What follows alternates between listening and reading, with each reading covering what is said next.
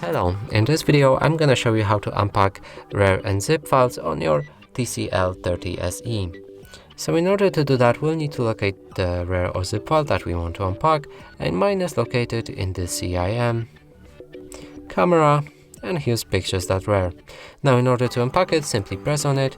If it's protected by a password and it has encrypted files, we'll need to enter the password first. So let's enter the password. Okay. And now we have access to all these files.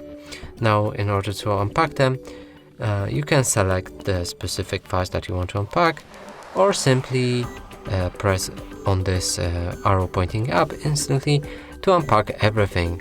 I'm gonna do that. Now you can click browse to set destinations where the files will be unpacked, and mine are going to movies folder. Press OK. You can enable to ask before overriding files, overwrite files without prompt, or skip existing files. You can keep broken files as well, or do not extract paths. You can also enable to display extracted paths. So after everything here is set up, we can press OK, and the files will unpack. Now let's move to our movies, and here we can find all these photos.